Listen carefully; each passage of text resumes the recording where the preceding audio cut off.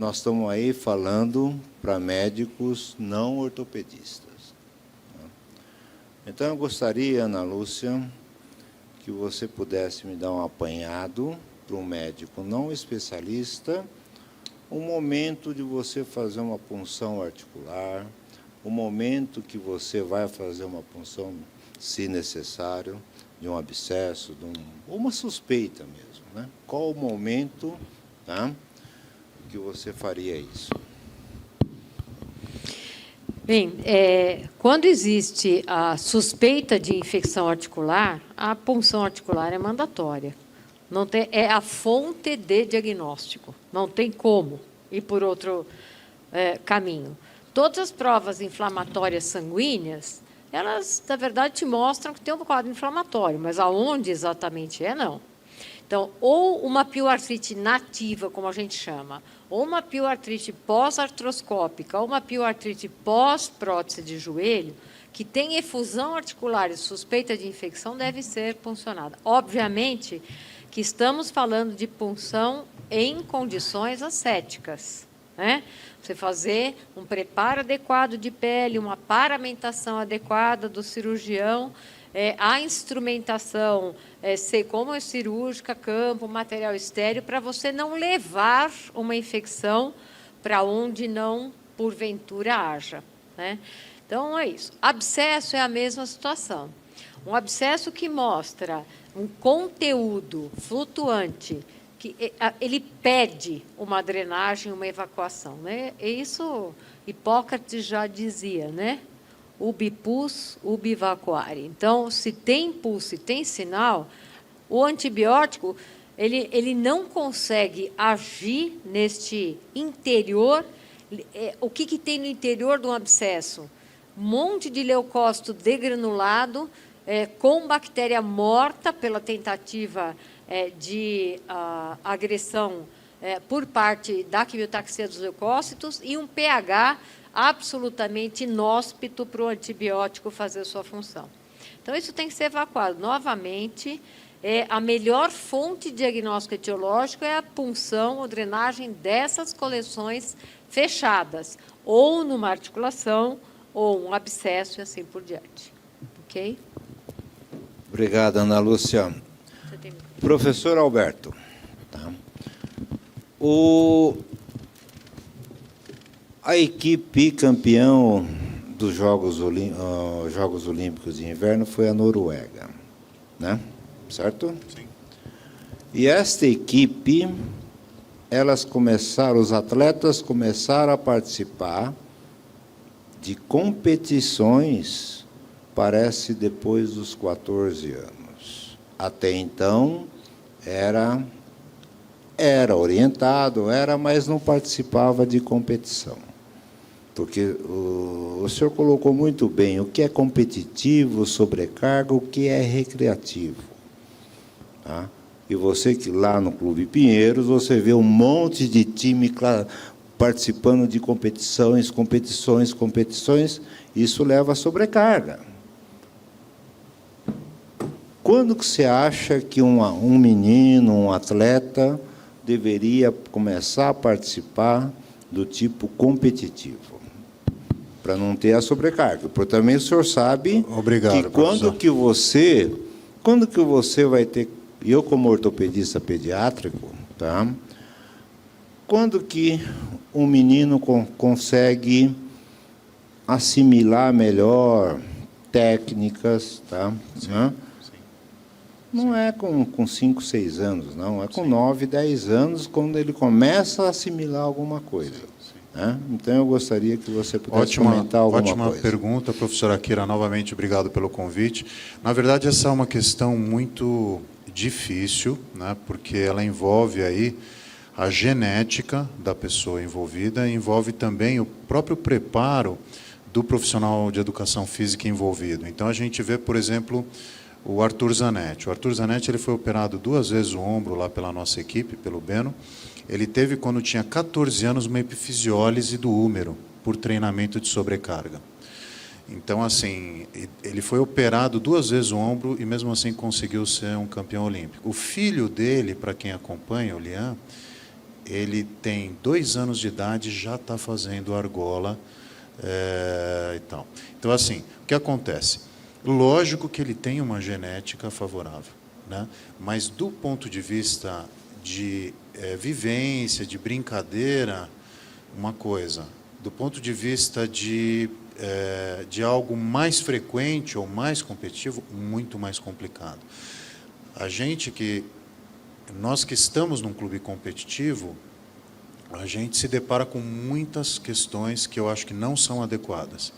Então, quando a gente vê já crianças de 4, 5 anos de idade com treinamento extremamente exaustivo, e aqui a gente lembra, né, o RED, que é a antiga mulher atleta, que hoje o RED é um problema de escassez de energia, de tanta atividade física, que ocorre não só na mulher, mas também no homem. Ela tem essa ligação com essa sobrecarga que foi dito. Então, assim, não tem uma idade limite, porque existe uma questão genética, e a gente sabe disso. Mas cabe muito a essa interação médica e profissional de educação física, e aqui eu deixo uma mensagem que eu quis deixar na aula, não sei se vocês perceberam. A gente precisa muito trazer o profissional de educação física para a área da saúde, no sentido dele ter um pé no treinamento e um pé na área de saúde, porque eles estão muito na área de treinamento e não estão com nenhum pé na área de saúde. Para isso, a gente tem que convidá-los cada vez mais para falar sobre os casos, conversar sobre os casos e interagir isso de uma forma multidisciplinar. Porque enquanto isso ocorrer, de eles pensarem só em treinamento, a gente vai ter problema não só para nós, como para os nossos filhos, nossos sobrinhos, nossos netos. Isso é verdade, né, professor? Mais de 90%, eu estava discutindo isso com a professora Ana Lúcia, do pessoal que procura as academias, não procura por saúde, procura por estética. E é isso que o professor lá está vendendo. O certo ou errado para ele é a estética, não a saúde. Então, isso é complicado, né? Tá? Professor Melvin, né? Infelizmente, hoje, tá? Hoje, não sei por que o pessoal está deixando de examinar, né? Está deixando de examinar e, como o senhor colocou, existem várias causas de lombalgia, de dor na região lombar, tá? Que não tem nada a ver com a coluna, tá?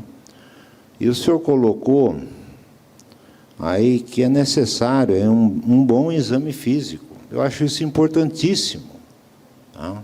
Importantíssimo. Ou não só o exame físico, como o senhor colocou, a anamnese. A anamnese, para você, né, fazer um diferencial, se é um tumor intestinal, se é um problema renal, um problema, tá? Até um infarto. Tá?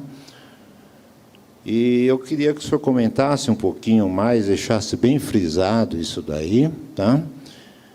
E a segunda coisa, nós estamos vivendo aí um problema imenso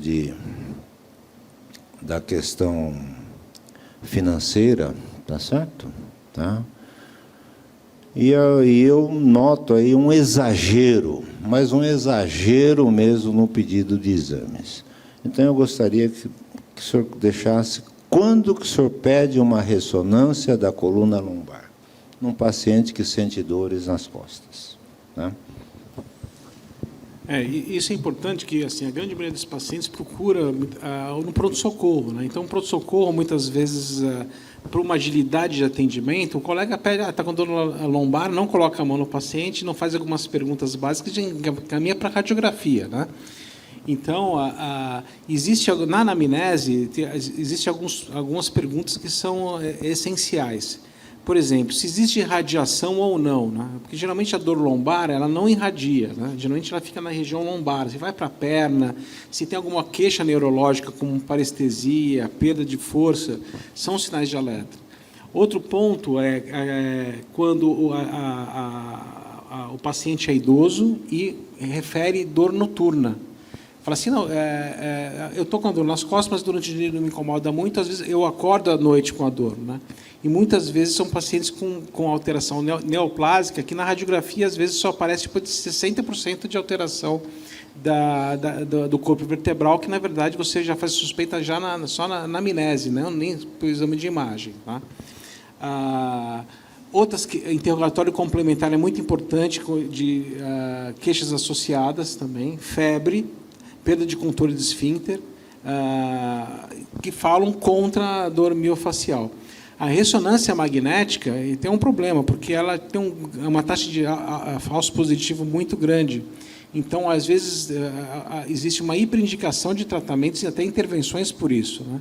Eu já vi pacientes tratados com dor lombar com procedimentos menos invasivos e, na verdade, ele tinha uma bursite trochanteriana e a dor irradiada é porque faltou palpar a região do quadril, que tinha uma dor na região lateral, né?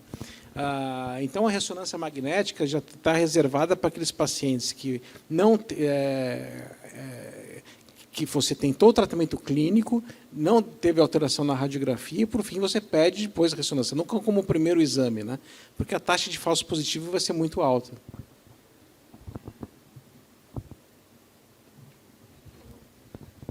Bem, então, podemos dar como encerrado, tá? E eu quero imensamente agradecer a presença de vocês, né?